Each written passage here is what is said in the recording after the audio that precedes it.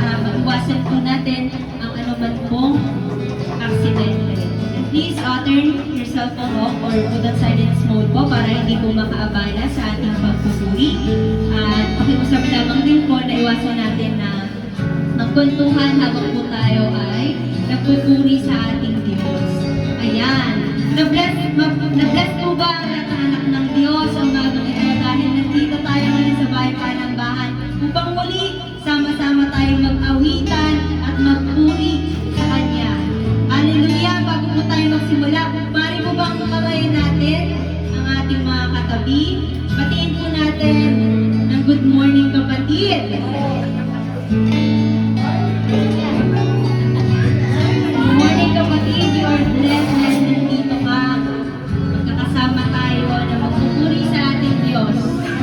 Hallelujah!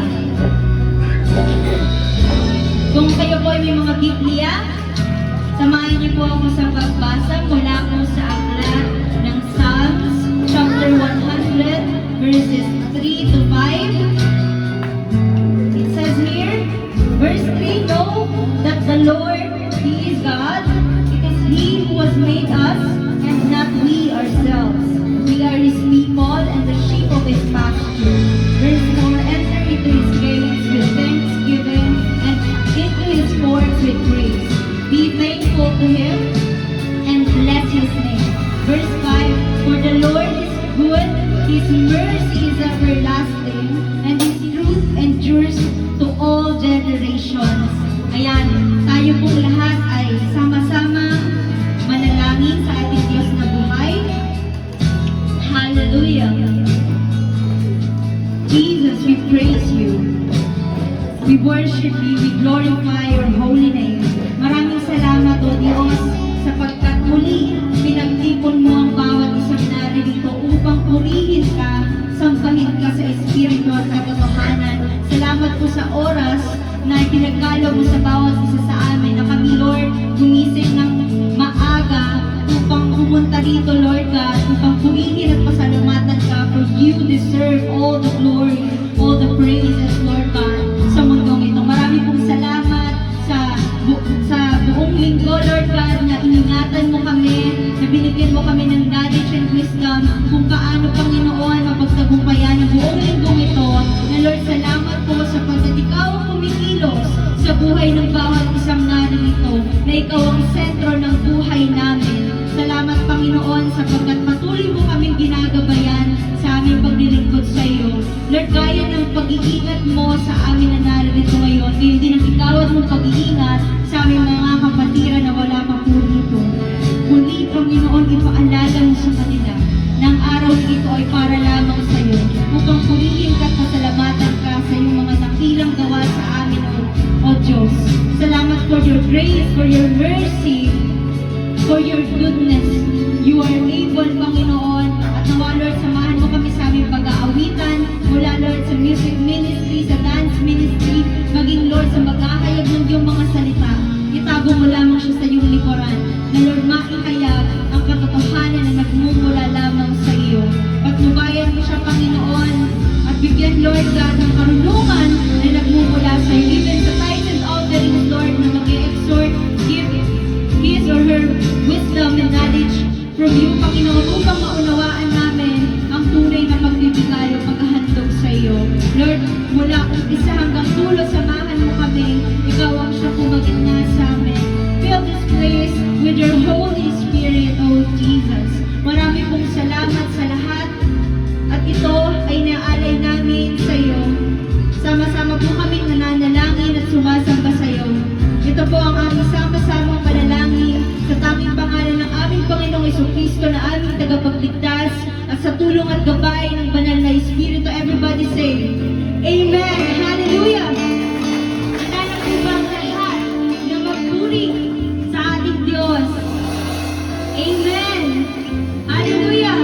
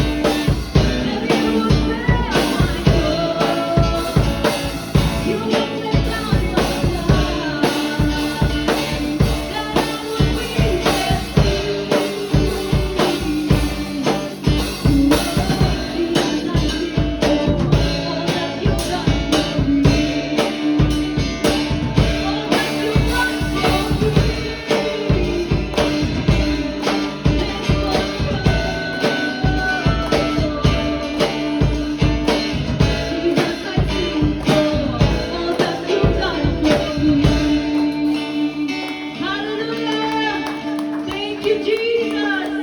Maraming salamat, Panginoon, sa presensya mo. Patuloy mo kaming samahan, oh God, sa aming pagpupuri sa iyo.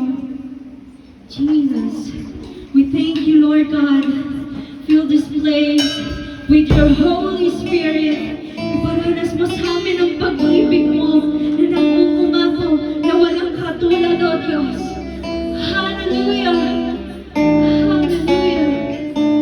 Jesus, we thank you for your goodness, for your mercy, and for your grace. Hallelujah! Purify our hearts, Jesus. Hallelujah! Purify my heart. Let me be as gold and pray.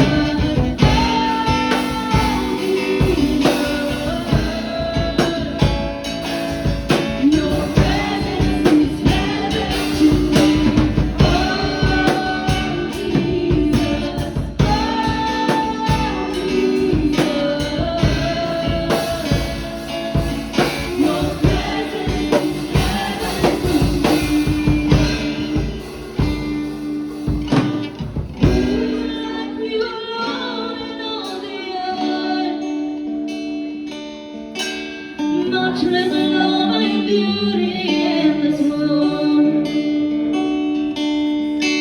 Nothing in this world can satisfy.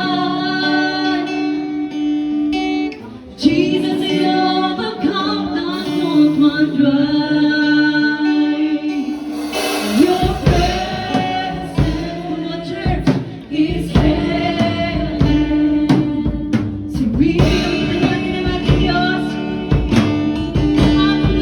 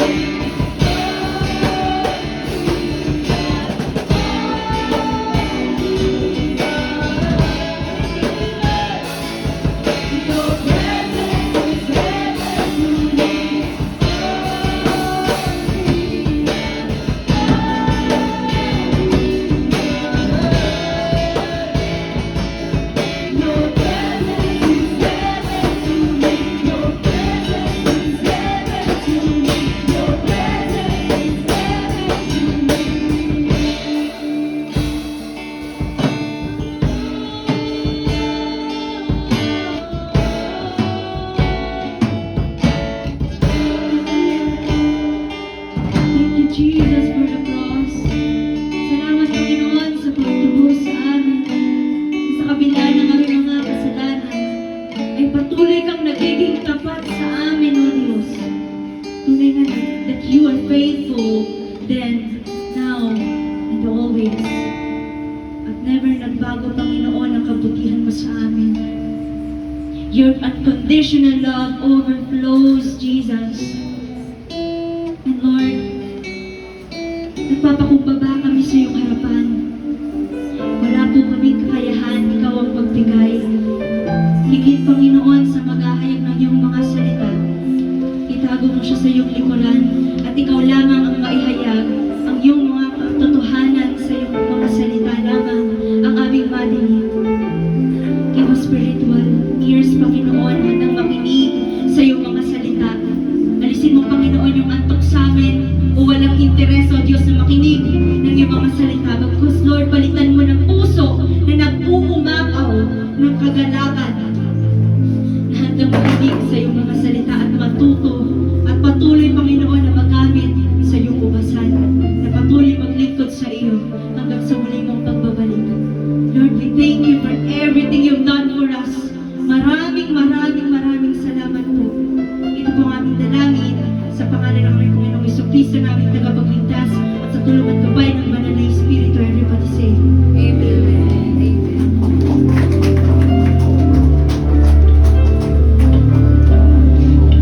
Manatili pong nakatayo ang lahat sa biyaya ng ating Panginoon. Buksan po ang, kung may Biblia po kayo, buksan po sa Gawa chapter 15 verse 9 to 11. Walang pagkakaiba ang pagtingin ng Diyos sa kanila at sa atin. Nilinis din niya ang kanilang puso sa pamamagitan ng kanilang pananampalataya. Bakit sinusubok ninyo ang Diyos? Bakit ninyo inaatang sa mga mananampalataya ang isang pasaning hindi nakayanang dalhin ng ating mga ninuno at hindi rin natin kayang pasanin? Sumampalataya tayo na tayo maliligtas sa pamamagitan ng kagandahang loob ng Panginoong Hesus, at gayon din sila. Tayo pong lahat ay manalangin. Panginoon, maraming salamat, Lord, sa umagang ito, sa pagtuturo sa amin, Panginoon. Ama, ikaw po ang siyang nakakaalam, Panginoon, ng iyong mga salita, O God. Hayaan mo po, Panginoon, ang iyong banal na spirito ang siyang maging dakilang tagapagturo namin, Panginoon, sa mga oras na ito. Kung paano mong pinaunawa sa mga Hudyo, Panginoon, ang iyong kautusan, Lord God, na ito, Panginoon, ay hindi kailangan upang maligtas, Panginoon, kundi, Lord, ang puso na handang sumunod at tumanggap sa iyo, Panginoon. Hayaan mo rin, Panginoon, ang mga anak mo na naririto. Patuloy mong buksan ang aming puso't isipan, Panginoon, kung paano mong binuksan ang mga Hudyo, pati ang mga Hintilo, God. Hayaan mo rin, Lord, maunawaan ng iyong mga anak ang iyong mga salita sa umagang ito. Holy Spirit, we ask your guidance and wisdom that comes from you, O Lord. I pray, O God, ikaw ang siyang mangusap. Manguna ka sa bawat isa sa amin, Panginoon, na naririto. Hayaan mong bigyan mo kami, Panginoon, ng wisdom and knowledge to understand your words. Ama, maraming salamat, Panginoon. Sa iyo po kami nagtitiwala, nananampalataya ng lubos. Ito po ang aming sama-samang panalangin. In Jesus' name we pray. Amen and amen. Ayan, magsiupo na po ang lahat sa biyaya ng ating Panginoon. Ayan, kumustahin naman natin ang ating katabi at ngitian. Sabihin po natin, kumusta ka, kapatid? Ayan. Hallelujah, Jesus. Tayo po ay mag-aaral muli para po sa mga kapatiran natin na ngayon lamang po ulit nakadalo. Katulad ni Ate Joy, hallelujah. Salamat sa Panginoon at muli namin nakasama ang ating kapatid na ito. Ayan, tayo po ay nag-aaral sa aklat ng Gawa. Tayo po ay nasa chapter 15 na ng Acts po. So sabi dito sa chapter 14, ito po ay persecution, conversion, and encouragement. So, nagkamali lamang po ako dito. Chapter 14 po ito. So, this ministry po na ng ating Apostol Pablo at Bernabe sa Iconium, the ministry in Lystra and Derbe, the ministry of encouragement and the return in Antioch. Background lang po, no? So, ito pong ministry ni Pablo at ni Bernabe sa Iconium, sila po ay dahil sa napakahusay na nilang mangaral, hindi lang po mahusay, napakahusay nilang mangaral, marami po silang naikayat na mga Hudyo at Griego sa pananampalataya. Kaya naman, ang nangyari po dito sa Iconium, sinulsulan po ang ilang mga Hudyong inggit na hindi nananampalataya. Sinusulan nila ang mga hintil at nilaso ng kanilang isipan laban sa mga kapatid. Ngunit hindi po natinag sina Apostol Pablo at Bernabe at buong tapang pa din na ipinangaral ang salita ng Diyos patungkol sa mabuting balita na nagmumula sa ating Panginoong Hesukristo.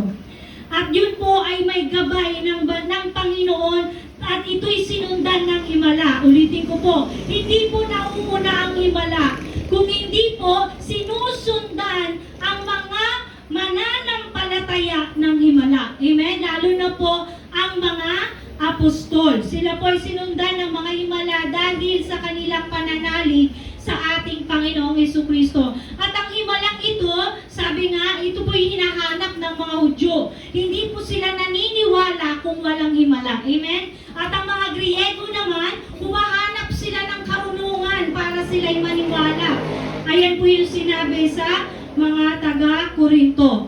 So, kung makikita natin dito, dahil po sa inggit, na-divide po ang church.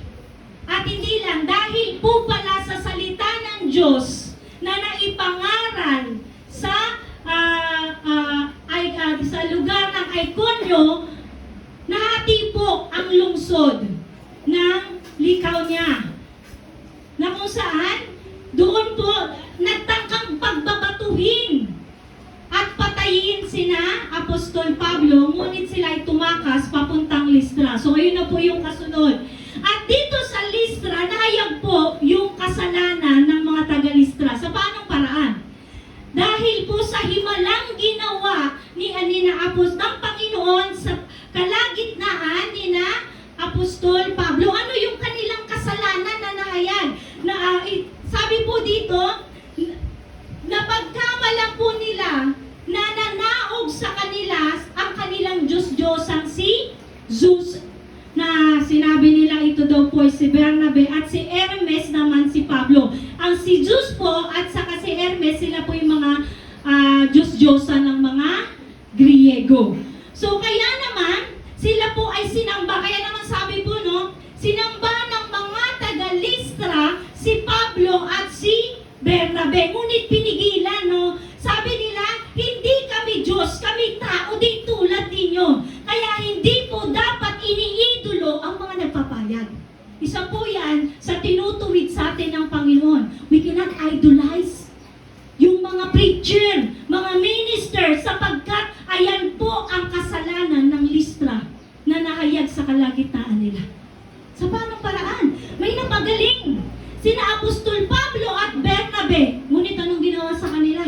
Sinamba sila, inalayan sila, pero hindi pumayag si Bernabe at Pablo. Bakit? Sabi niya, kami tao din sa verse 15. Kami tao din tulad ninyo. Kaya ipinapangaral sa inyong mabuting balita, hindi para iidolo ang mga naghahayag, kung hindi para talikuran ang mga kasalanan ng idolatry o pagsamba sa mga walang kwenta bagay na iyan. Ayun po, at manumbalik sila sa Lord. Hindi sila makakapagnumbalik sa Panginoon kung hindi po sila tatalikod doon sa kasalanan. Amen?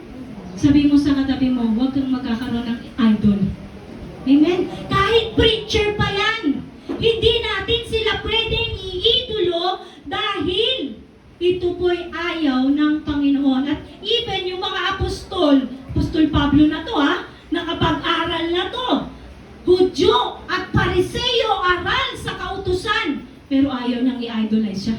Amen? Sabihin mo sa katabi mo, huwag kang magkakaroon ng idolo. Amen? Huwag mo masyadong tingnan ng mataas ang mga nangangaral. Dahil kapag nakagawa yan ng kamalian, baka katisuran mo at di ka makapagpatuloy sa Diyos. Amen? Kaya hindi ka titingin. Kasi lahat tayo, tinawin katabi mo. All of us here are sinner. Sabi mo sa katabi, masalanan tayo. Makasalanan tayong lahat. At ganun din po si Apostol Pablo at Bernabe. Sabi dito, kaya anong ginawa ng mga taga-Listra? May nainggit na naman ng mga Hudyo, mga Hintil. Kung sa Iconio, pinagtangkaan lang sila. Pero dito sa Listra, literal na pinagbabato sila. To the point na akala nila patay na si Apostol Pablo. Amen? Yung mahirap nung inidolo mo, tapos sabay pinagbabato mo. Di po ba? Kasi tao lang din tayo. Amen po ba? Sabi mo sa katabi mo, tao lang din tayo. May limitasyon. Ang nais ng Diyos, sasambahin natin siya ng buong puso, isip, lakas at kaluluwa. At kaya pinangangaral ang mabuting balita para talikuran natin yung mga kasalanan natin. Amen? Para hindi itingala yung mga nangangaral. Amen? So sabi po dito, kaya naman, nung kala nila patay na si Apostol Pablo, pero hindi. Pinalibutan po sila ng mga lingkod din ng ating Panginoon. At biglang tumayo si Apostol Pablo. Sabi mo sa katabi mo, hindi mamamatay ang isang tao hanggat hindi nagagawa ang purpose ng Lord. Amen? Lalo na yung mga lingkod ng Diyos. Hindi mamamatay ang mga lingkod ng Diyos hanggat hindi nagagawa ang purpose ng Lord sa kanila. Amen? Dadating pa yan dyan sa pag-aaralan natin. Even yung tumaob na yung sinasakyan nilang bangka, nakagat na ng ahas, si Apostol Pablo buhay pa rin. Amen? Sabi mo, hindi kamatayan ang makakahadlang para magampanan natin ang kalooban ng Diyos. Amen? Kaya naman, umalis sila dito sa Listra at inikot nila, bumalik ulit sila, Iconio, Listra, di ba pag-alis nila dyan, balik ulit sila sa Iconio, balik sila, punta sila sa mga malapit na bayan o lugar dito sa may lugar na Listra o tinatawag nating, kalimutan ko yung pangalan ng lugar. Ayan, may lang.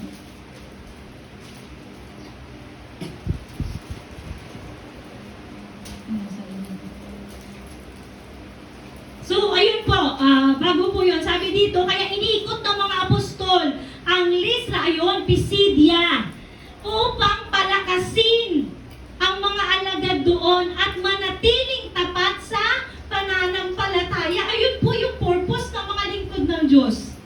Sabi mo sa katabi mo, hindi napapagod mag-remind. Amen? Ang mga lingkod ng Diyos, kayo na lang may inis kasi hindi mapapagod yan na mag-remind. Hindi dahil ginagawa nila yung para dumami ang number ng church o yung members.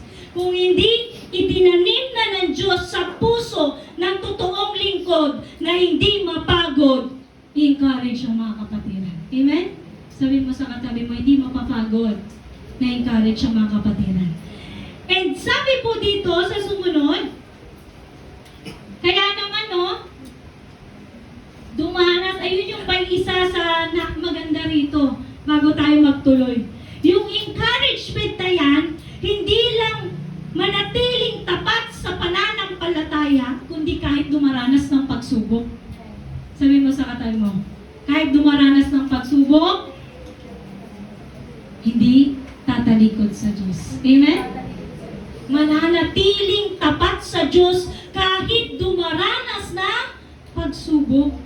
Ayun ang totoong Kristiyano. Amen? Hindi naman yung katabi mo. Ano mang pagsubok niyan? Kapigin mo, manatiling tapat kahit dumaranas ng pagsubok. Amen? Ngayon tayo dadako na, kaya naman bumalik sila sa Antioch. Kaya itong kasunod na ito, sa 15, the truth about grace. Tingnan natin ngayon, kung hindi pa natin maunawaan ang grasya ng Diyos ipapaunawa sa atin ngayon. Amen? So sabi po dito, nagkaroon ng dispute inside the church. And the council meeting, the judgment of James, the decision letter, and the pathways of Paul and Barnabas. So isa-isahin po natin, no? Sabi dito, dispute inside the church. Ang pagpupulong sa Jerusalem.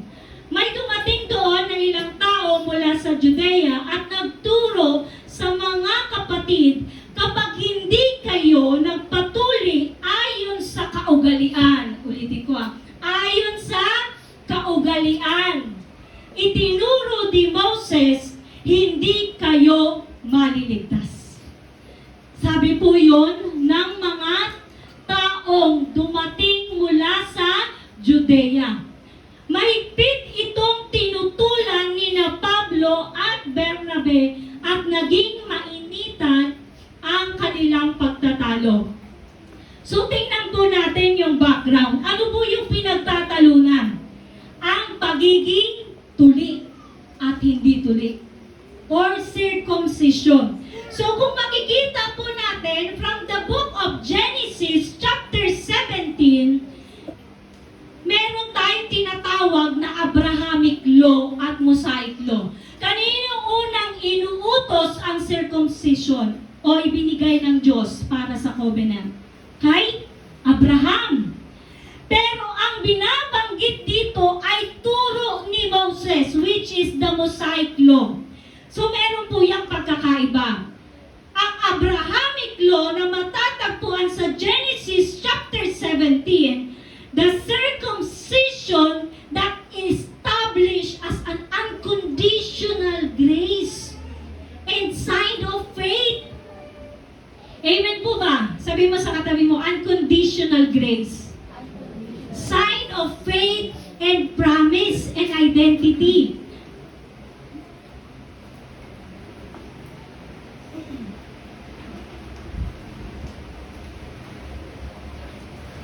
Ayan po, sa Genesis chapter 17, sinabi pa ng Diyos kay Abraham, ikaw at ang lahat ng susunod mong lahi ay dapat maging tapat sa ating kasunduan. So it means, yung pagtutuli po ay kasunduan ng Diyos kay Abraham. Sabi po sa katabi mo, kasunduan ng Diyos kay Abraham.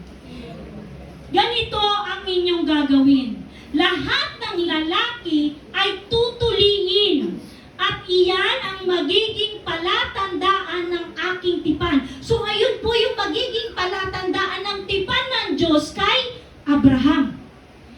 And sabi dito, lahat ng lalaking isisilang ng iyong lahi ay tutuliin pagsapit ng ikawalong araw. So 8 days pa lang ng baby, tutuliin na po yan. Ito po'y sign na kung saan nakipagtipan ang Diyos kay Abraham na siya po ay magiging ama ng maraming lahi. Amen? Sabi mo sa katabi mo, tipan ng Diyos kay Abraham.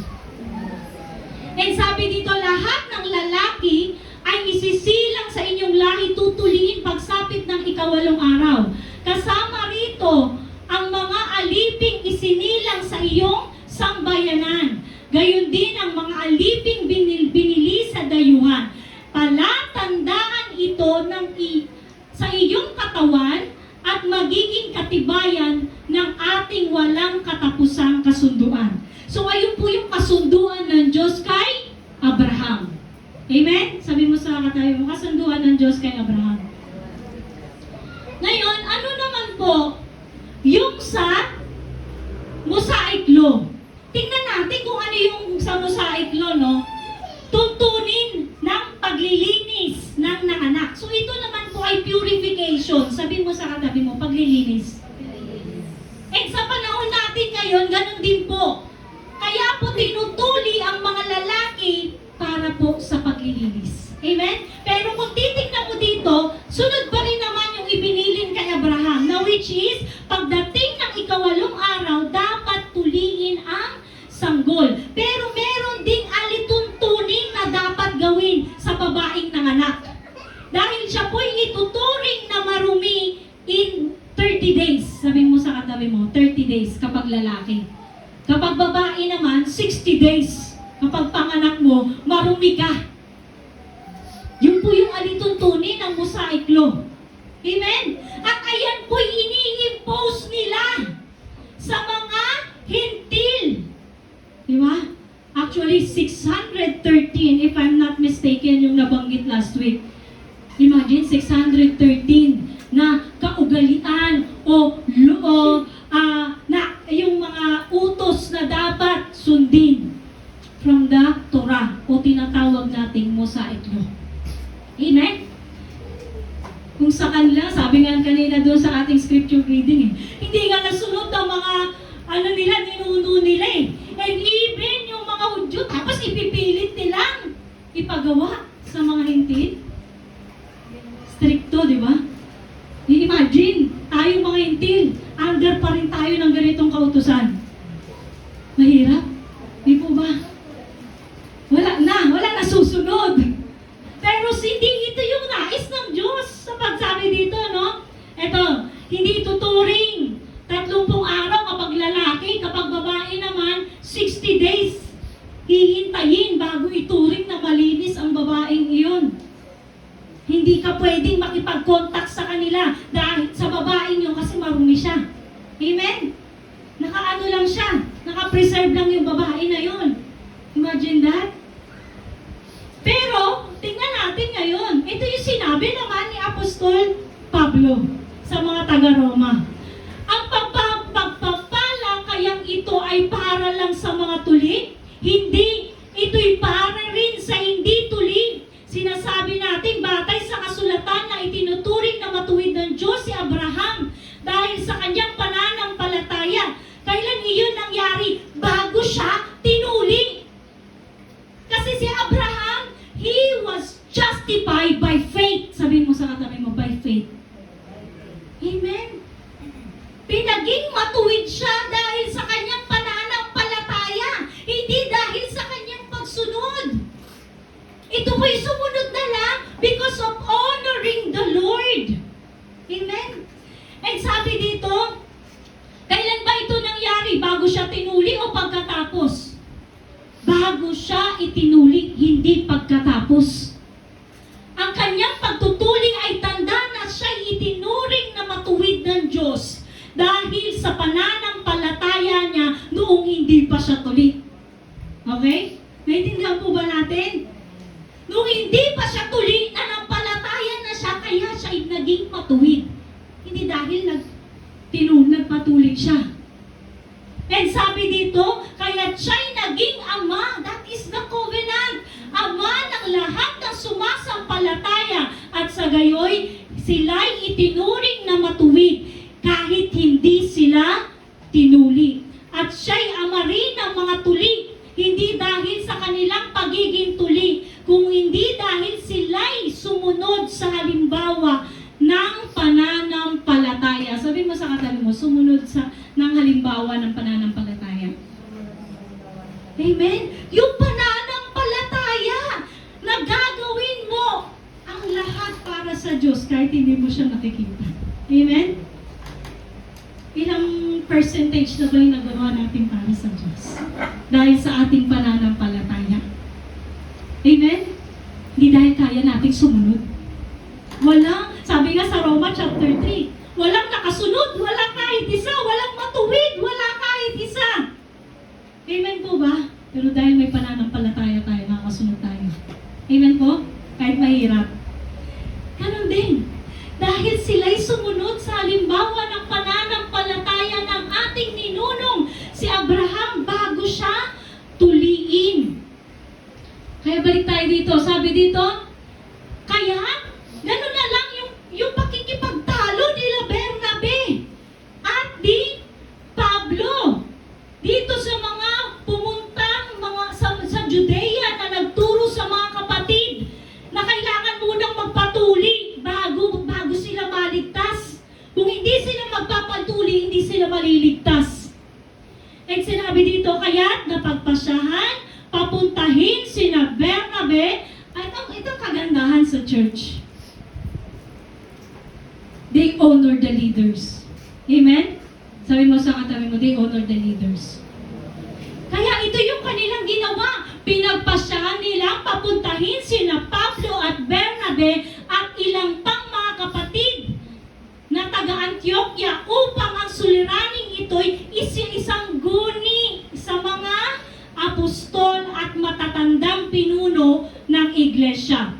Isinugo nga sila ng iglesia. Pagdaan nila sa Phoenicia at Samaria, ibinalita nila noon na maraming hintil ang naikayat sa pananampalataya.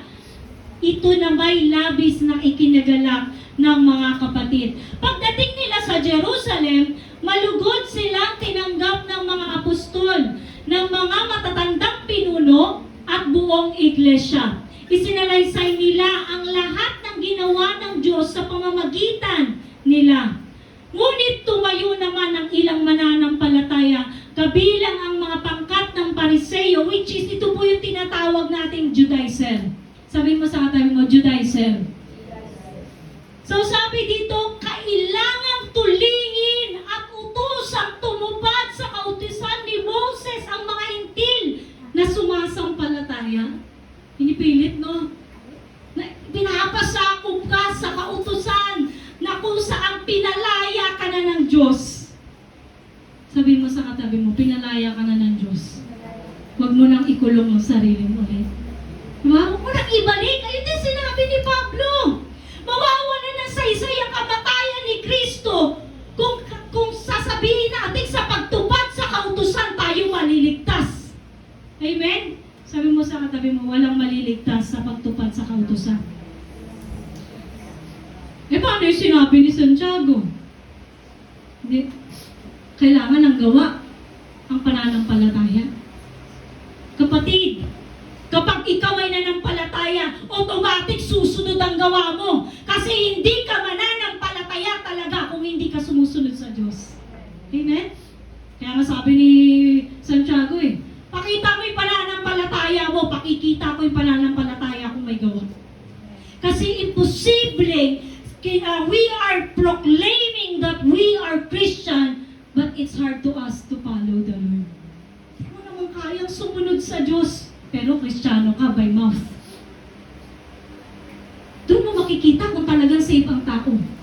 Yun ang ebidensya that we are baptized of the Holy Spirit. Nagbabago ang puso. Yung dating pusong ayaw sumunod sa Diyos, nakakasunod. Amen? Then sabi po dito sa sumunod. Ayan. Ito naman yung meeting ng council, no? Nagpulong ang mga apostol, matatandang pinuno sa iglesia upang pag-aralan ang suliraning ito. Tingnan natin. Hindi sila basta nagbigay ng conclusion, kundi inaral nilang mabuti kung paano susolusyonan. Ganon din kapag may dispute sa iglesia. Amen? Susuriin yan, aaralin, at bago bigyan ng solusyon. Ganun po yung ginawa nila dito. Pagkatapos ng mahabang pagtatalo, tumayo si Pedro at nagsalita.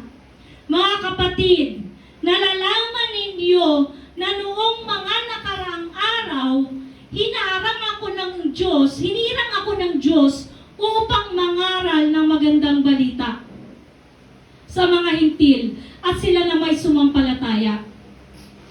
Ang Diyos na nakakasaliksik ng puso ang nagpapatotoo na sila'y tinatanggap niya nang ipagkaloob niya sa kanila ang Espiritu Santo tulad ng pinagkaloob sa atin. Amen? May pagkakaiba ngayon? May pagkakaiba pa ba ang hintil at Hudyo? Ang sumusunod sa kautusan at hindi sumusunod sa kautusan? Sabihin mo sa katabi, we are all saved by grace. Ano yung grace? Yung kabutihan at kagandahang loob ng Diyos kahit hindi ka nakakasunod. Amen? Tingnan mo yung katabi mo kung natupad niyang lahat ng 10 utos ng Diyos. Meron ba? May nakatupad ba ng lahat? Simula nang siya isilang hanggang ngayon. Wala. Ayan ang patunay na ano ngayon ang kautusan? Ang kautusan, pinapakita sa tao na tayo makasalanan at kailangan natin ng Diyos.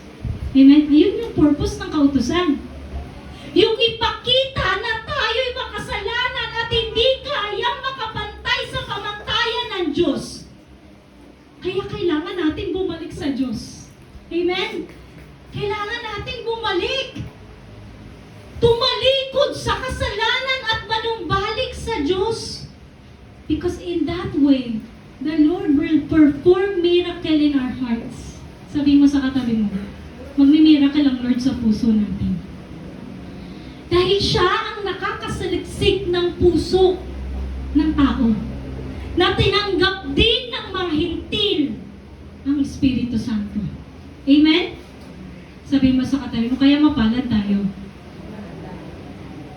Nakatanggap tayo ng banal na Espiritu Santo kahit hindi natin kayang sumunod sa kautusan. Amen? And sabi po dito sa sumunod, walang pagkakaiba ang pagtingin ng Diyos sa kanila at sa atin. Nilinis din niya ang kanilang mga puso sa pamamagitan ng kanilang pananampalataya. Sabihin mo sa katabi mo, sa pamamagitan ng pananampalataya. Sa pamamagitan ng pananampalataya, kaya nalinis, kaya nagkaroon ng purification. Amen? Hindi dahil sa pagtutuli lang. We are not only saved, but we are also purified. Sabihin mo sa katabi mo, hindi ka lang naligtas, nilinis ka rin. Amen? We are also purified by our Lord Jesus Christ. Hindi na sa physical na pagtutuli, kundi sa puso. Sabi mo sa katabi mo, sa puso. Kaya ang kanilang ganda ng kante, set apart to you, my master. Kung alam nyo lang yung meaning ng kanta na yun, ikaw ay hiniwalay para sa Kanya. Amen? Hiniwalay tayo ng Diyos para sa Kanya. Hindi para kung kanino, kundi para sa Diyos na. Amen? Set apart to you, my master, ready to do your will. Sabi mo sa katabi mo, handa ka na ba? Gawin ang kalooban ng Diyos. Kapatid, hindi ka magsisisi kapag ginawa mo ang kalooban ng Diyos. Amen? Walang lingkod ng Diyos ang nagsisi dahil siya'y sumunod sa Diyos. Amen? Are you ready to do the will of God? Sabi mo sa katabi mo, the Lord will purify your heart. Amen? Yun yung nais ng Diyos. Lilinisin o nilinis niya ang ating puso para tayo'y makasunod sa Kanya ng buong buo. Kasi yun yung commandment ng Lord eh. Sum up the 10 commandments. Love the Lord your God with all your hearts, with all your mind. Kaya ba natin ibigin ng Diyos ng buong buo? Hindi kalahati. Hindi 1/4. Ni Lord, kalahati lang. Yung kalahati sa pamilya ko eh. Yung kalahati sa anak ko at asawa ko. No? Sabi nga niya, ang ating Panginoong Hesus, ang umiibig ng higit sa mga magulang, anak, kesa sa Lord, ay hindi karapat-dapat sa Lord. Amen? Sabihin mo sa katabi mo, hindi karapat-dapat sa Kanya. Yung pamantayan ng Lord eh. Kailangan buo. Sabi mo sa katabi mo, buo. Hindi kalahati o 1/4. Kailangan buo. Kasi yun yung total surrender sa Panginoon. Amen? Kaya naman sabi dito, bakit sinusubok ninyo ang Diyos? Bakit ninyo inaatang sa mga mananampalataya ang pasaning hindi na kayang dalhin ng ating mga ninuno? Imagine that. Forefathers, mga ninuno nila mismo, hindi nila na kaya na pasanin yung kautusan. Imagine 613. And dapat specific yon. Susundin mo yon. Pero wala talagang nakasunod. Amen? Sabi mo sa katabi mo, walang nakasunod. Sabi dito, bakit sinusubok ninyo ang Diyos? Bakit ninyo inaatang sa mga mananampalataya ang pasaning hindi na kayang dalhin dalhin ng ating mga ninuno at hindi rin natin kayang pasanin. Sumasampalataya tayo na maliligtas sa pamamagitan ng kagandahang loob ng Panginoong Hesukristo. At gayon din sila. It is by the grace we are saved. Sabihin mo sa katabi mo, naligtas ka dahil sa kagandahang loob ng Diyos. Amen? Yun yung dapat nating isa-isip. Naligtas tayo dahil sa kagandahang loob ng Diyos. Ano nangyari? What is the result? Tumahimik. Tumahimik ang buong kapulungan at nakinig sila habang sinasalaysay ni na Bernabe at Pablo ang himalang ginawa ng Diyos sa mga hentil sa pamamagitan nila. Nakita natin? Napatahimik sila nung si Pedro lang sumunod, ang nagsalita. Pero kung makita natin in Galatia, no, kinuret ni Apostol, ayan, nasa na.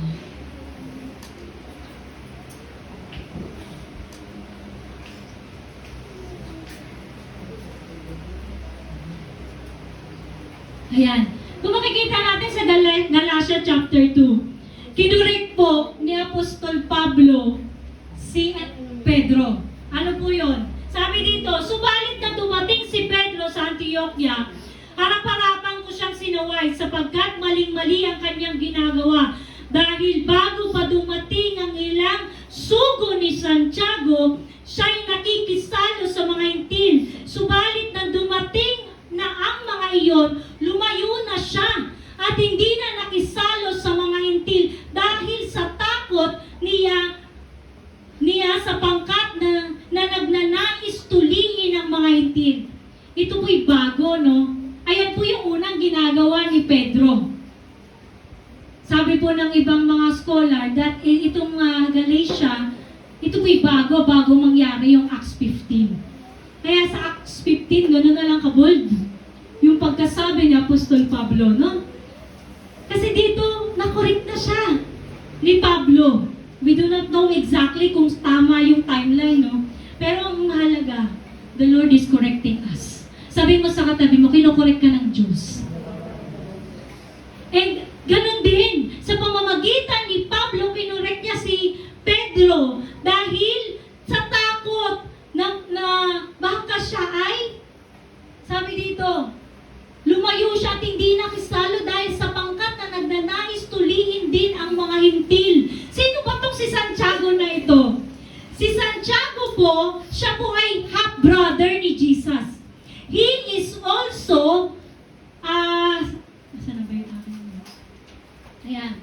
Si Santiago po, siya po ay half-brother ni Jesus and recognized as leader or bishop. Sabi mo sa katabi mo, bishop. High standing niya. Kilala siya bilang doon sa high standing niya patungkol sa kautusan. Mataas po yung kanyang standard sa kautusan. Kaya makikita natin yan dyan mamaya. Kung ano yung apat, even dietary law, binanggit niya po yan. Yun lang naman ay kanyang payo. Kaya sabi dito, he is also called James the Just. Sabi mo sa katabi mo, James the Just. Pero hindi siya yung tinatawag na James ang apostle, 12 apostle. Hindi po siya doon. Hindi po siya iyon. And he also preside over the council, which is yun po yung pinag-aaralan natin kanina. And sum up na itong Galatians chapter 2, sinabi ni Apostol Pablo, kung ikaw na isang Hudyo ay namumuhay na parang hintil at hindi bilang Hudyo, bakit mo ngayon pinipilit ang mga hintil na mamuhay na gaya ng Hudyo? Ikaw nga na Hudyo eh. Ayaw mo mamuhay na parang hintil eh. Pero yung hintil, gusto mong mamuhay na parang Hudyo? Diba? Hindi mo sila maakay. Pero hindi yan ang basihan ng kaligtasan. Amen? Kasi lahat sila ay nakatanggap ng masaganang biyaya ng Diyos. Kaya ang nais lang po ng Panginoon, the Lord wants us to avoid partiality or division. Sabihin mo sa katabi mo, ayaw ng Diyos na hati-hati. Amen?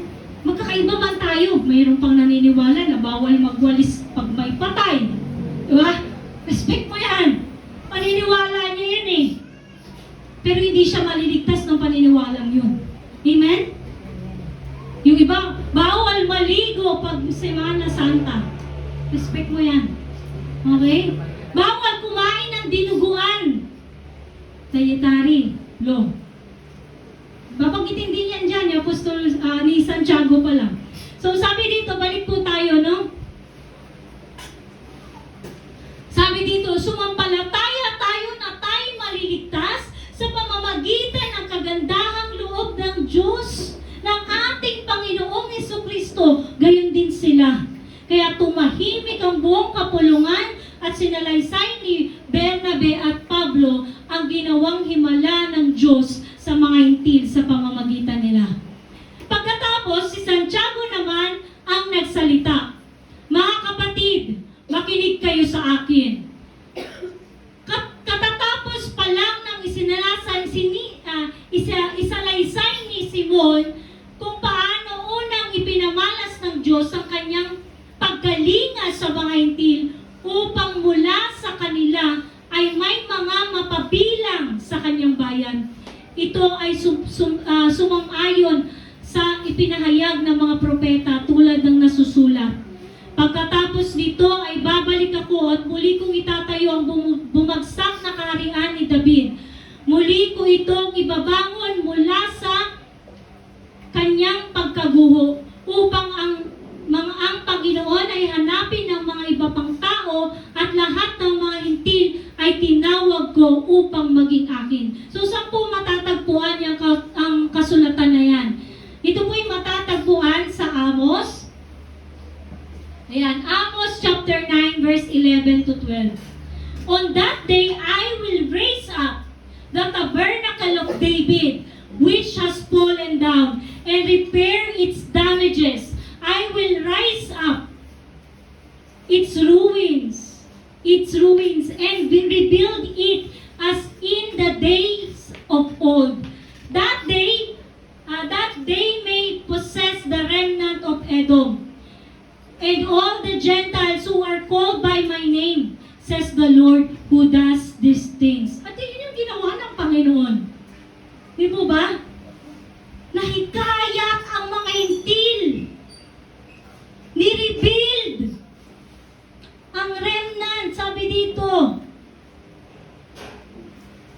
Ang mga hintil na tumatawag sa pangalan ng Panginoon, itinayong muli ng Diyos.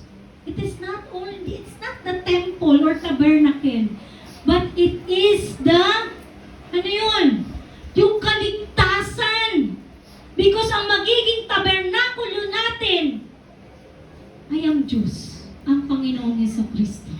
Amen? Siya po ang nagtayo ng winasak sa panahon ng Old Testament. Kaya kailangan natin si Jesus. Sabi mo sa katabi mo, without Christ, we are nothing.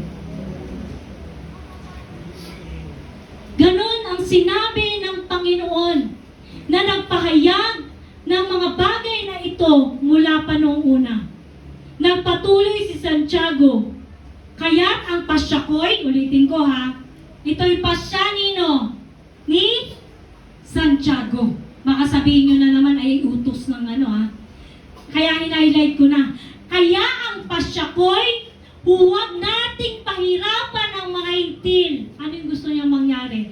Sa halip, sulatan natin sila na huwag kumain ng anumang hinahandog sa Diyos-Diyosan. Huwag makikiapid at huwag kakain ng hayop na binigti at ng dugo. Sinabi po yan ni Santiago. Ito'y utos ni Santiago. Kasi po, para respetuhin din ng mga hintil ang kanilang pagsunod sa Torah. Because they are still Judaizer. Pag sinabing Judaizer, they are Jewish Christian. Sabi mo sa atin mo, Jewish Christian. In respect ng mga hintil sa Hudyo, kailangan Pero kilaro po yan ni Apostol Pablo sa mga taga-Korinto. Amen? Basahin ko lang po, no? Sinabi ni Apostol Pablo na ito po'y sa pagsamba, hindi po ganyan ang nais ng Diyos. Ang tinitingnan ng Diyos ay ang puso. Pero sa payo ni Santiago, ulitin ko, pasya ni Santiago, ganito yung dapat gawin ng mga hintil. Ngayon kung may mga hintil, ayaw kumain ng dugo, sa inyo yan. Pero sinabi dito ni Apostol Pablo sa mga taga-Korinto, ito po yung study namin ni Nes. Kaya na-connect-connecta din po, no? Sa unang Korinto, chapter 11, which is yung banal na hapunan, yung kinuquote po natin sa banal na hapunan ng ating Panginoon. Sabi dito, sa verse 11, chapter 13, kayo na ang humatol, ang ba sa isang babae ang manalangin ng walang takip sa ulo? Hindi ba't kalikasan niya na rin, ito po yung diskusyon nila, no, sa pagtatakip ng ulo. At ganun din sa kasunod naman, yung sa pagkain. Kasi kung di makikita natin yung background ng Korinto, sila po sa pagkain, kapag sila ay nagpe-fellowship o yung tinatawag na banal na hapunan, ay una-una sa kanila na unang kumain dahil nagugutom na, hindi po nila nire-respect yung banal na hapunan na ginawa ng ating Panginoong Hesukristo. Kaya ito yung sinabi niya sa 16. Ngunit kung may ibig pang makipagtalo tungkol dito, wala akong masasabi kundi ito. Sa pagsamba, sabi dito, sa pagsamba, ganoon ang kinagalian namin, pati na ang iglesia ng Diyos. So, kaugalian siya. Walang masasabi si Apostol Pablo. Dahil sa kaugalian nila na yan, kailangan respetuhin. Amen? Hindi mo pwedeng ipilit. Pero dahil sa kagandahang loob ng Diyos, nakikita mong nagagawa mo yan dahil may pag-ibig ka sa Panginoon. Amen? Nakukuha mong respetuhin. Yung ibang hindi pa ganun kaganap yung pananalig at pananampalataya nila sa Diyos. Amen? Nare-respeto natin sila. Actually, itong 11 na to, konektado rin siya sa chapter 8 ng Korinto. Basahin ko ninyo yan, ha? Hindi ko na siya i-further kasi ito po yung topic natin sa gawa. Pinahapyawan ko lang. Ngayon, kung meron sa inyo na merong discussion or may guilty feelings kapag kumakain ng dinuguan o may dugo, sabi nga, God is greater than our feelings. God is greater than our conscience. Hindi yun ang makakapagdumi sa tao. Then even Jesus Christ, hindi pumapasok sa bibig. Ang nagpaparumi, dahil yan ay ilalabas lang din natin. Ano yung nagpaparumi sa tao?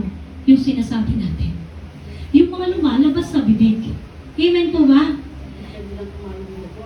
Yes, para po sa akin. Pero kung merong mahina sa pananampalataya na matitisod kapag kumain ka ng dinuguan, magtago na lang po kayo sa pagkain sa dinuguan. Huwag nyo na po ipakita sa inyong kapatid. Dahil, for the sake po, dahil mahina pa yung pananampalataya niya, nirespetuhin mo. Dahil mahal mo siya. Amen po? Hindi yung, mahina na pananampalataya, sige pa natin kain ng dinuguan sa harapan niya, no? Kasi hindi pa po lahat nakalaya. Amen? Meron pang iba na nakaloob pa rin dito sa kautusan. Amen po ba?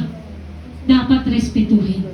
Amen? So sabi dito, sapagkat mula pa, kasi ganito yung ginagawa nila, mula pa ng unang panahon, ang kautusan ni Moses na yan, sa binabasa nila sa sinagoga tuwing araw ng pamamahinga, at ang aral niya ay itinuturo sa bawat bayan.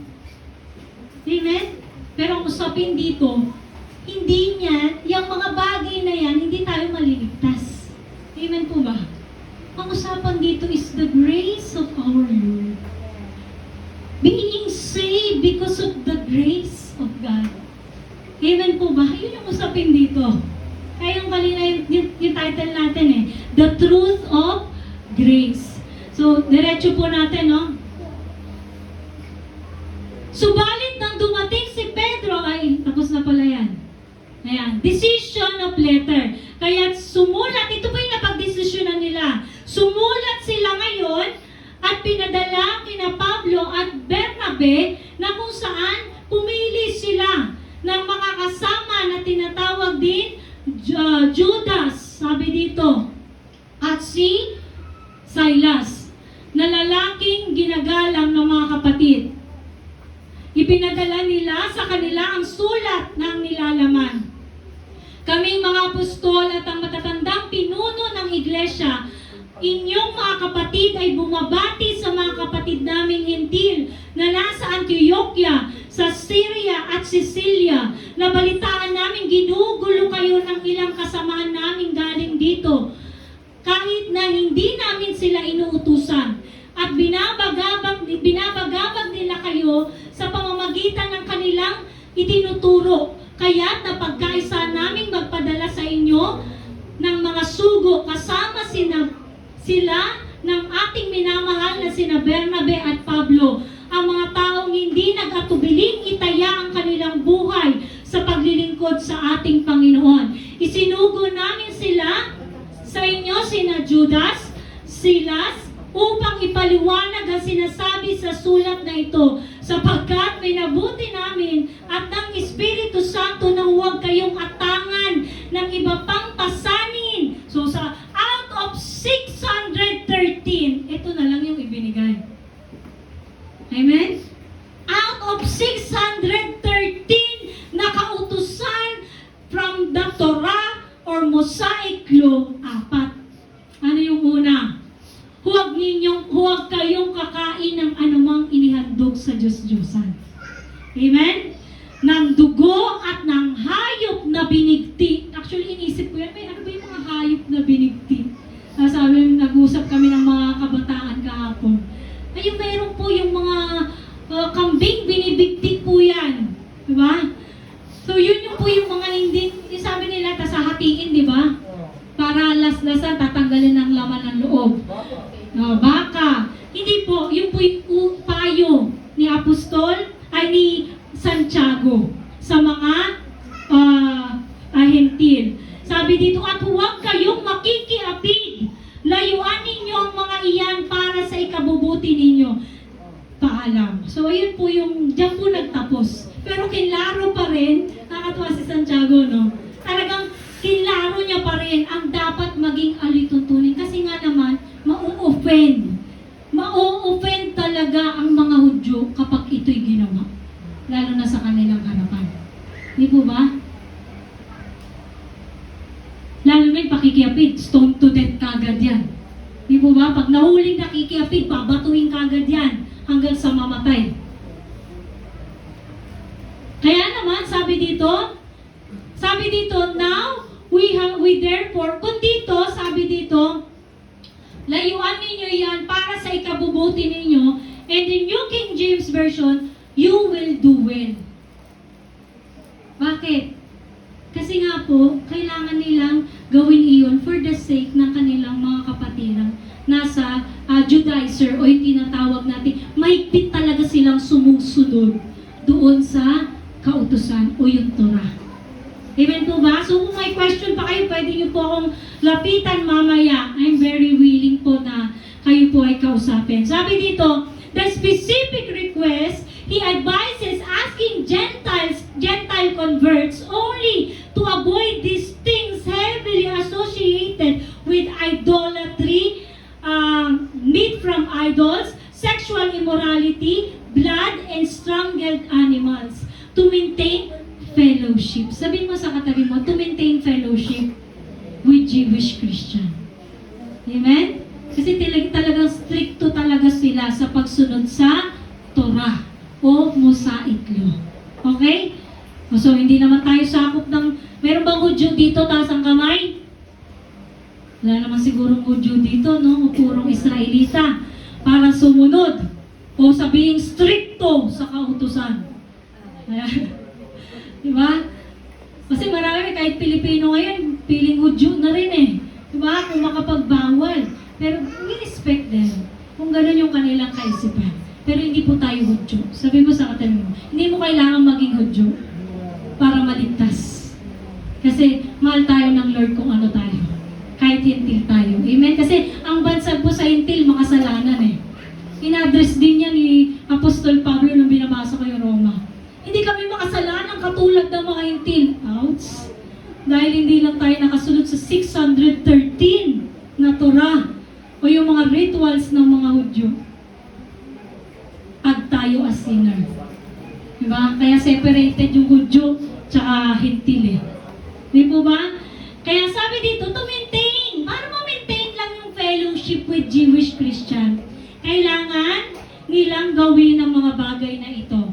Kasi yun po yung tinuro ng kanila ni Moses sa kanilang sinagoga. Amen po ba? Naunawaan po natin? Naunawaan po ba? I hope this message won't leave you anything question. Pero kung may question man, I'm very willing pag-aralan po natin, no? Sabi ko nga kayo sa basahan kagabi, talagang mahirap itong topic na ito. And sabi dito sa sumunod, kami nga'y pinanganak na Hudyo at hindi makasalanan. Yung sinasabi ko eh. Kami pinanganak na mga Hudyo at hindi makasalan ng hintil. Tag tayo as makasalanan, no? Gayunman alam namin, ang tao'y pinawalang sala sa pamamagitan ng pananampalataya kay Kristo at hindi sa pamamagitan ng pagsunod sa kautusan. Even si Pablo na aral, he is Pharisees, Hudyo, nakapagbanggit na ganito. Aral sa kautusan yan, ha? Kung tutusin, dapat deboto siya sa kautusan. Pero the Lord opens his heart. Diba? Binuksan ng Diyos yung puso niya. Amen? Para ma-reach out tayong mga hintil. Amen? Yung mga hintil hanggang sa kasalukuyan natin. And sabi dito, sapagkat walang taong pinawalang sala sa pamamagitan ng pagsunod sa kautusan. Sabi mo sa katabi, walang pinawalang sala sa pamamagitan ng pagsunod sa kautusan. Sabi dito, ako'y namatay na sa kautusan at sa pamamagitan rin ng kautusan upang ngayon mabuhay para sa Diyos. Ako'y kasama ni Kristo ipinako sa krus. That is the sign of the baptism. Amen? Yung ikaw ay ilubog na kasama ni Kristo, namatay na kasama ni Kristo, at umahong kasama din ni Kristo. Amen? Naunawaan mo ba natin? Sabi mo sa katabi mo, thank you, Lord. Amen? So sabi po dito sa sumunod, at pinalakad na nila ang mga sugo. Pagdating sa Antioquia, itinipon ng mga ito ang mga kapatid at ibinigay ang sulat. Pagkabasa sa sulat, nagalak ang lahat dahil sa mensaheng nagpalakas ng kanilang loob. Siyempre talaga lalakas loob nila yan. Hindi na nila kailangan sumunod doon sa ginagawa na hindi na kailangan maging Hudyo. Kasi stricto po pag naging Hudyo. Amen? And sabi dito, sina Judas at si Silas o si Silas na at mga propeta rin ay maraming itinuro sa mga kapatid. So kung makikita nyo dito, propeta, no? Ang mga propeta po ibig sabihin, messenger of God. Amen? Even in the days of New Testament, they have messenger of God. Merong messenger ng Lord. Amen? And tinatawag silang mga propeta. And sabi dito ngayon, sa propeta sa panahon natin ngayon, kailangan po verified ng Word of God. Amen? Hindi mo masasabing propeta ka kasi ang propeta ngayon, inuhulak po ang mangyayari sa 2026 propeta na. Hindi po ganun. False prophet po yun. Amen? Sabi mo sa katabi, false prophet yun. Yun ang uhula about future. The prophet here is the messenger of God. Amen? Which is, can be found where? In the Bible. Okay? Medyo critical tayo mag-isip, kaya baka hindi nyo ko naunawaan, ha?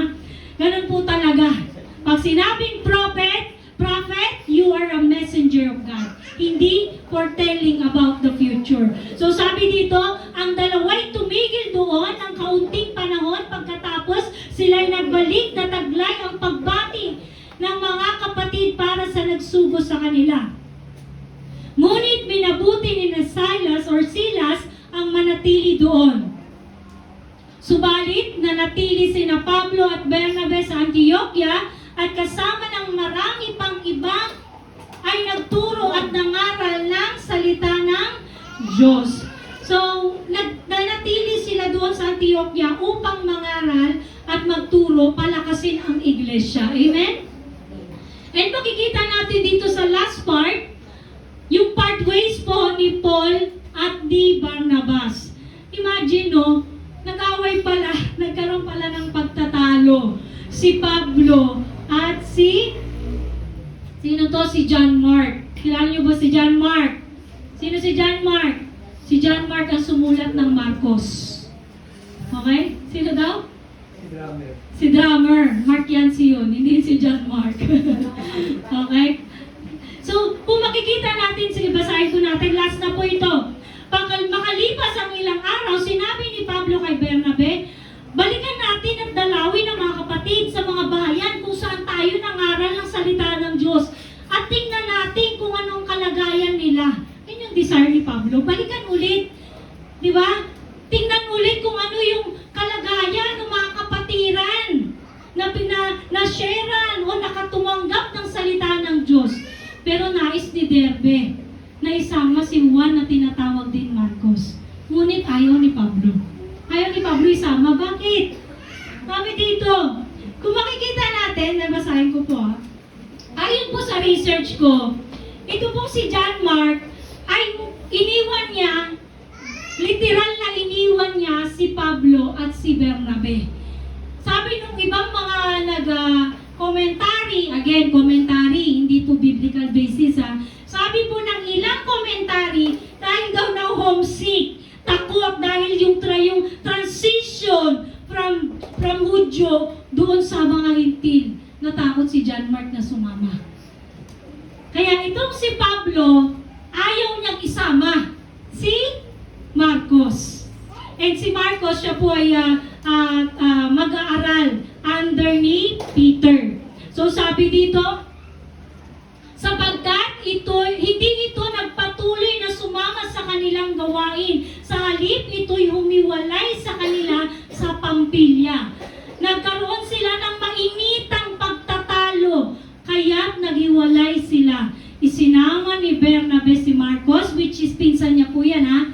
Siyempre, ikaw naman, alam mo na mahina yung iyong kapatid at iyong pinsan. Kaya ang ginawa ni Bernabe, because his name is the word encouragement, no? Siya po ay son of encouragement. So talaga naman nandun din sa karakter niya, na encourage kahit yung mga mahihina.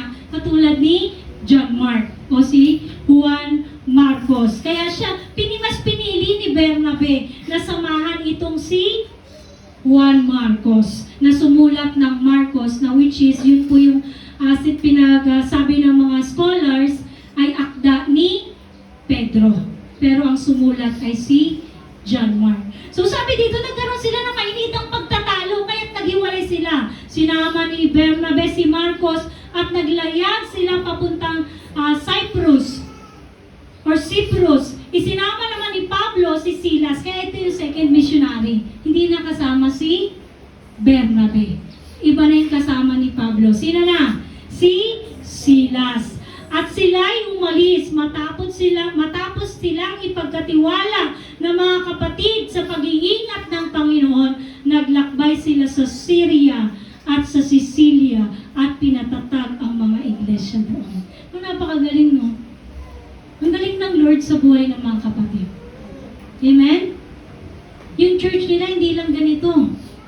Talagang umaalis sila. Talagang pinapalakas nila ang bawat nasishare. Kasi ngayon, ang basihan na ngayon ng tao sa church, building. Di ba? Kailangan nasa building ka para sabihin ikaw church. Hindi. Sabi mo sa katalo mo, tunay na lingkod ng Lord. Nagpapalakas ng mga kapatid. Amen? Kahit na wala sa loob ng panambahan. Amen? O ditong specific na panambahan. Kahit sa ibang panambahan, ginagamit sila ng Diyos para palakasin ang mga kapatiran. Amen? Glory to God. Palakpakan po natin ang ating Panginoon. Kaya expect po natin, no? Ewan ko lang po, pero nawa, pag-pray po natin si Pastora Jo na makapag-preach dito ng May 24. Kaya glory to God, nag-undergo po siya ng online theology. At nakaka-bless po ang Lord sa buhay niya. Palakpakan natin ang Panginoon. Pag-pray po natin. Sabi ko, ate, ang church, hindi ka naka-enclose sa isa lang. Kung inaalaw ng Lord na magpahayag ka sa ibang lugar, be it, magpagamit ka. Amen? Sabi mo sa katabi mo, magpagamit. Dahil ang church, hindi lang ito. Amen? Tayo pong lahat ay tumayo sa biyaya ng ating Panginoon. Nawa po may natutunan. May natutunan po ba? Amen. Palakpakan natin ang ating Panginoon. Tayo pong lahat ay manalangin.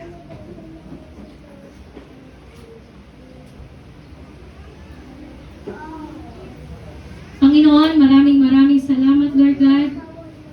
Sa natapos namin, Panginoon, na pag-aaral, Lord, I pray, Ikaw po ang siyang patuloy na magbigay sa amin ng wisdom and knowledge to understand, Panginoon, deeply Your Word, na hindi, Panginoon, maglilive ng question sa aming mga puso, sa aming pananampalataya. Hayaan mo po, Panginoon, na makapagpatuloy ang mga kapatid na ito sa pananampalataya. Lubin mo nawa, Panginoon, na ang bawat isa ay maggamit mo, Panginoon, sa iyong iglesia. Hindi lamang po dito sa loob ng Jacob's BCI, Panginoon, kundi, Lord, sa paglabas namin, Panginoon, ng panambahang ito, gagamitin mo ang bawat isa sa amin sa loob ng tahanan, sa paaralan, Panginoon, maging, Lord, sa trabaho. Hayaan mong gamitin ang bawat isa. Lord, maraming salamat, Lord. Use us to open the minds, to strengthen your church, O God, to open the hearts and minds of your people. Lord, maraming salamat sa kalakasan na nanggagaling sa iyo, sa kagalingan, Panginoon, sa aming mga karamdaman, at sa bawat himala pa na ginagawa mo sa aming buhay. Pinupuri ka namin, Ama, niluluwalhati ka namin. In Jesus' name we pray. Amen and amen.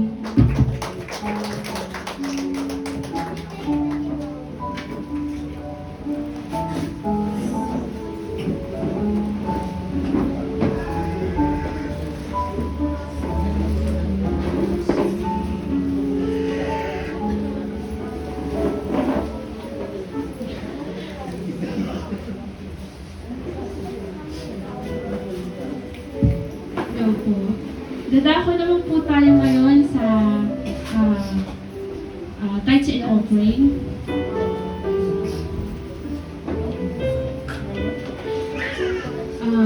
Ang napili ko pong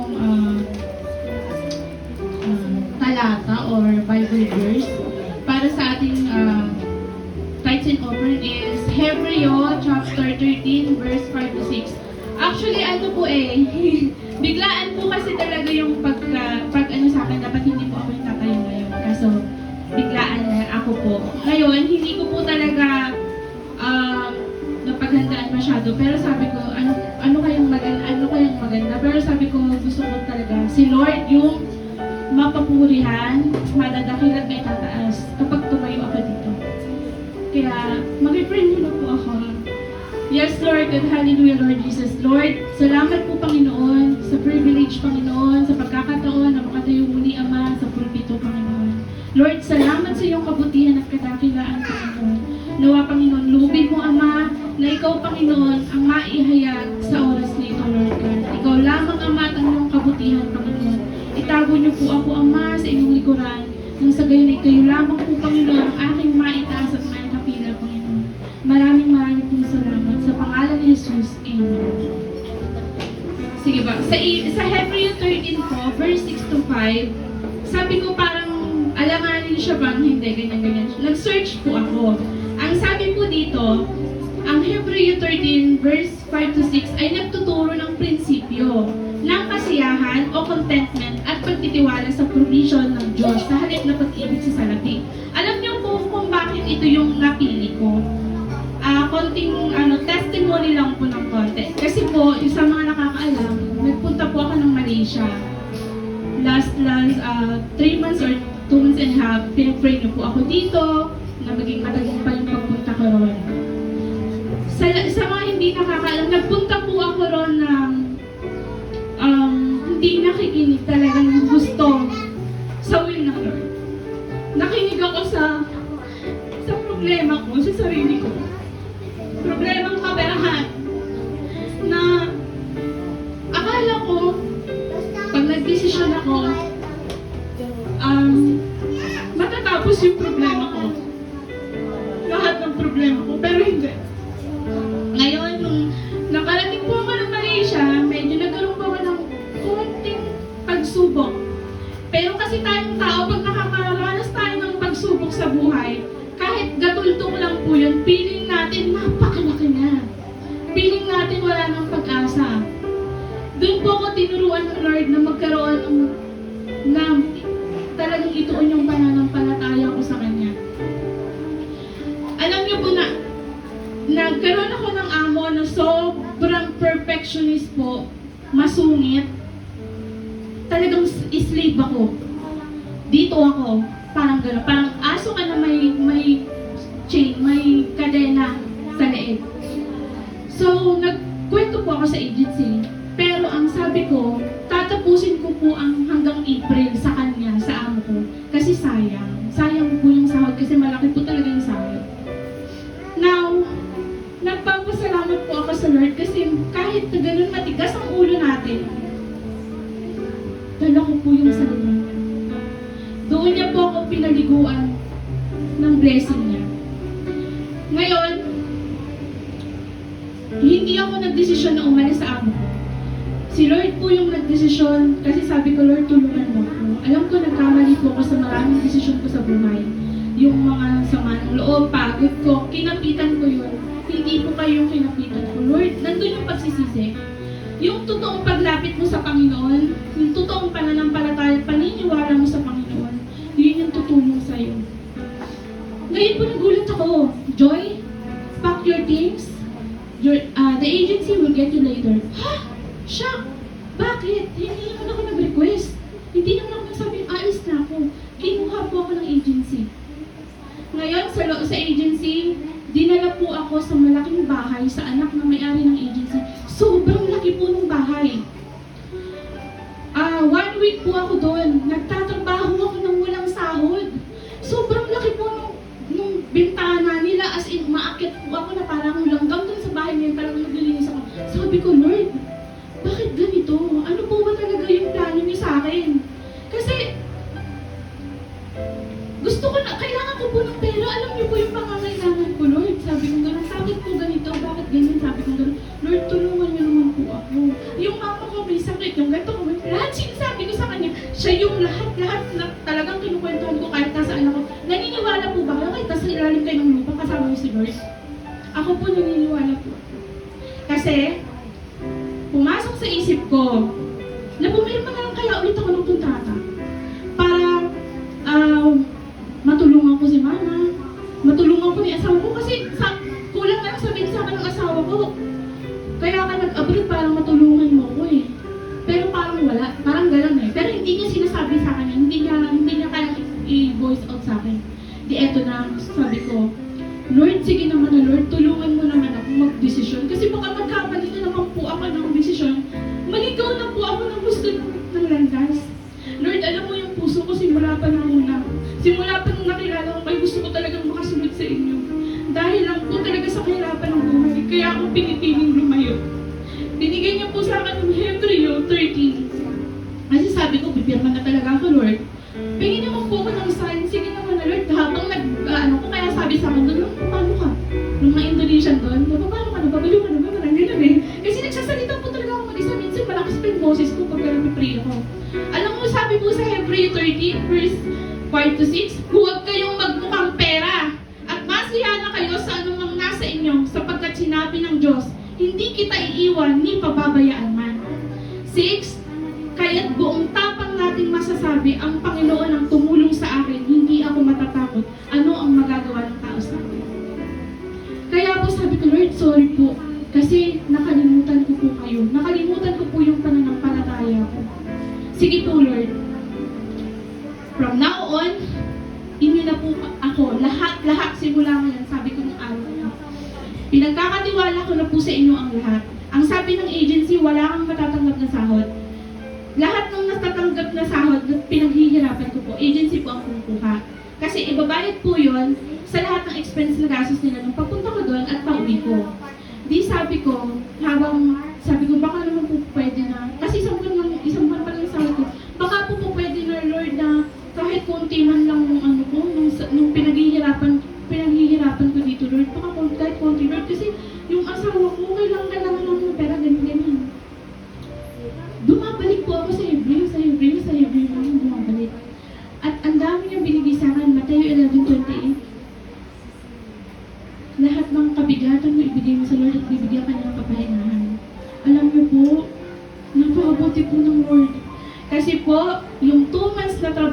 na sabi ng agency, wala akong matatanggap. Ibinigay ko sa akin ng Lord. Kasi sabi ko rin sa kanya, Lord, pahingi ako ng pang-tights para sa'yo. Lord, alam mo yung puso ko simula pa lang. Gusto kong nagka-tights. Simula pa lang noon, kahit piso ang laman ng wallet ko, gusto ko talaga mag-tights, Lord. Gusto ko talaga magbalik. Andun yung pananampalataya ko sa tithing. Pero nahirapan ako kasi matigas po yung ulo ko. Kaya po, payo ko ngayon sa mga anak ko, manalig, maniwala, magtiwala, at maghintay. Kasi po ako, excited ako masyadong agad. Pero ngayon po, ang natutunan ko po talaga, maghintay sa sagot ng Diyos. Binigay po sa akin ng Panginoon yung hindi ko po ina-expect. Binigay niya po, kasi sabi dito yung prinsipyo ng pagtitiwala at kakontentuhan. Wala ako noon. Pero ngayon tinatrabaho. Katuwang ang Panginoon. Binibigay ko po ang lahat sa Panginoon ngayon. Ngayon, meron akong 4 na buwan para ma-desisyon kung babalik ako ulit. Si Lord lang po nakakaalam. Hindi po ako magbibigay ng desisyon. Hindi po ako magbibigay ng kahit na anong salita. Kay Lord ko lang po rin yung lahat.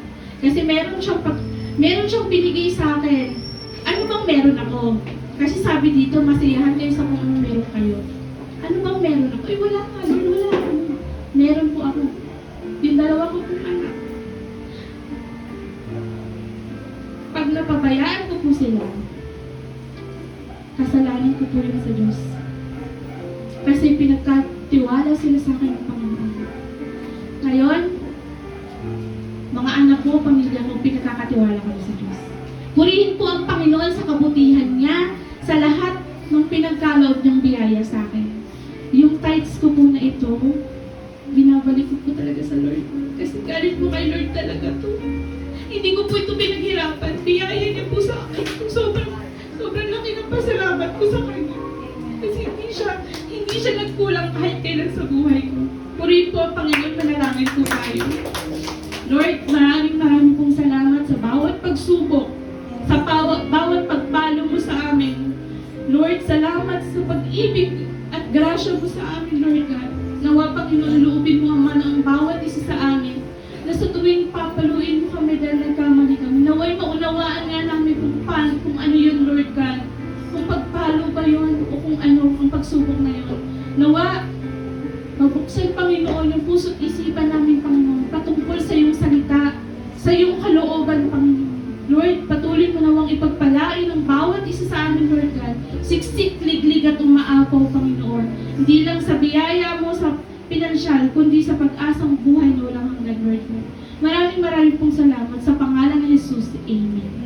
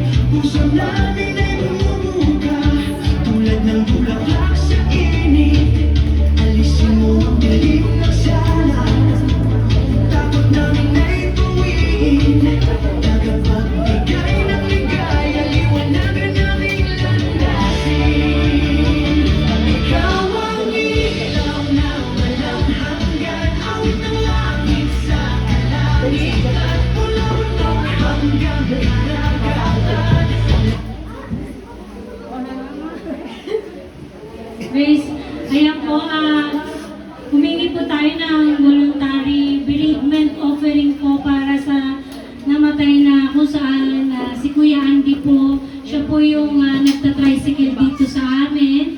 Lalo na po sa mga youth, isang tawag lang po yan kahit sa Road 5 pa. Yun po, siya po ay 45 years old. Namatay po siya, inatake, naputukan ng ugat sa ulo. And ayun po, kailangan pa po ng kanilang pamilya ng 80,000 po kasi yung kanilang binayaran sa kuha ng purpurinaria. Pero kulang pa po sila. Nakalapit na po sila sa Malacanang, binigyan silang 40. Kulang pa po sila ng 40. So kahit pamasahe lang po yung naabag natin para makalapit pa sila sa gobyerno, bukas puso pa nilang tatanggapin yun. Ayan po, sige po.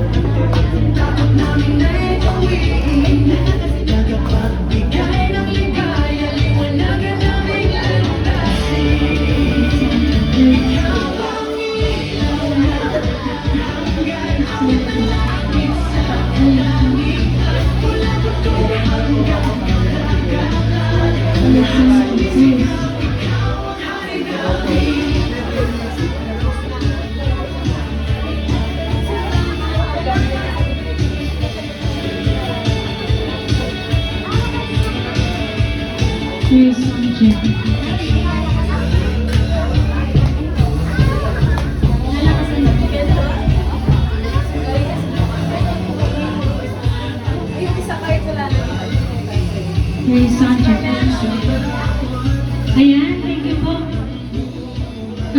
Actually, nakapagbigay na po tayo ng 500. Yung kabuuan po sa PAN, kumuha po tayo ng 500. Bukod po dito. Kaya ito po yung malaking tulong na may pagkakaloob natin sa ating kapatid. Tayo pong lahat ay manalangin.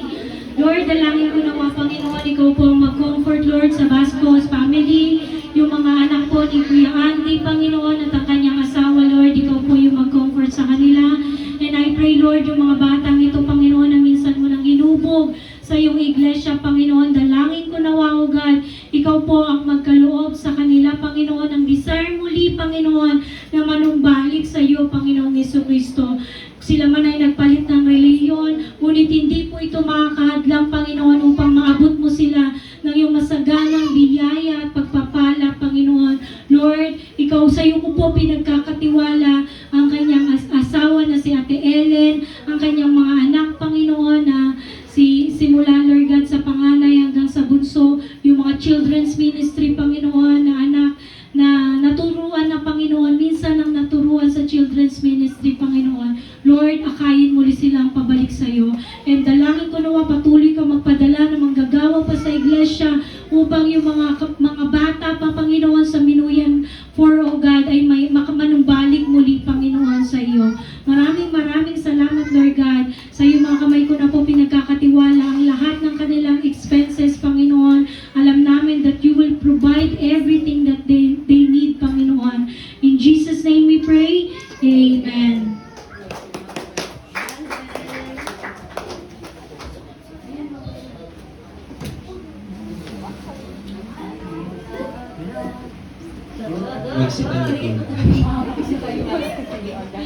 Announcement po tayo ngayon. For the next month, first week ng May, sa worship leader po natin, si Ate Reynalyn po. Then, tithes and offering, si Ate Abby. Then, announcement and closing prayer, si Sis Lea. Saan si Sis Lea? Okay. Nag-meron pa ba ako dyan? Wala na, okay. Then, please continue to invite your kids in church every Sunday. Meron din po tayong Bible study every Saturday from 8 a.m. to 9:30 a.m. Dance ministry after po ng Bible study ng youth. Then, music team practice po sa mga musician po every Saturday. Meron din po tayong Bible study, fellowship once a month. Reminder po na panatilihin po natin malinis ang loob at labas ng ating panambahan. Ganun din po ang kubo natin dyan sa labas. Pakitanggal na lang po ang sapatos o ang ating mga tsinelas kapag tayo po ipapasok. Then, ang prayer meeting po natin at Bible study every Thursday, 9 a.m. to 11 a.m. sa Road 5, Aquino Residence po. May theology ba tayo? And theology po, training today. Sa pangunguna po nila Tita Linda at Abby Jeremy, Alvin din, at Reyna Lynn. Yun lang po. Ayun, magsitayo na po tayo lahat para po sa ating panalangin. Dakilang Ama, maraming salamat po Panginoon sa umaga po Panginoon na ito na dinako niyo po ang aming mga Panginoon dito sa inyong panambahan upang makaninig ng inyong mga salita Panginoon. Maraming salamat po Panginoon sa gabay at pagtubay Panginoon sa buong linggo Panginoon na maganap Panginoon. Panginoon sa Banal na Espiritu at pagtubay nito Panginoon sa aming pamilya, Panginoon sa bawat isa Panginoon. Gayon din Panginoon, sa mga hindi po Panginoon na nakapunta dito sa inyong panambang Panginoon, pagpalain mo sila Panginoon at pagtubayan pa rin Panginoon, tubayan Panginoon. Maraming salamat po Panginoon, hanggang sa aming pag-uwi po Panginoon, nawa, pag-ingatan niyo po kami, ano man po ang balakid sa aming mga dadaanan Panginoon, iiwas nito Panginoon sa pangalan niyo Panginoon. Maraming salamat po Panginoon, sa pangalan ni Jesus. Amen.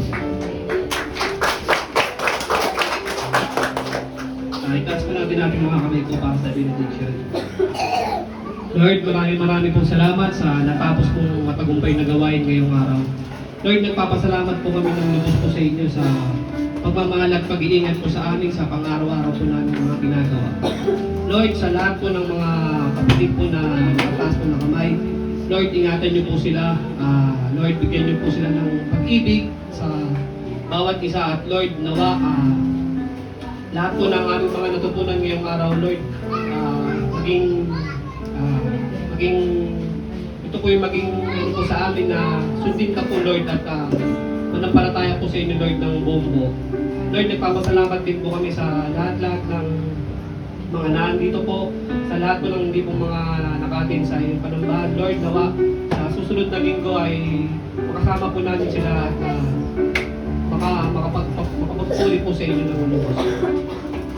Pagkapit po natin na may pananampalataya, kagalakan, pag-ibig at pag-asa, ang biyaya na nagmumula sa ating Panginoon. The Lord bless you and keep you. The Lord make His face shine upon you and be gracious unto you. The Lord lift His countenance towards you and give you peace. Amen.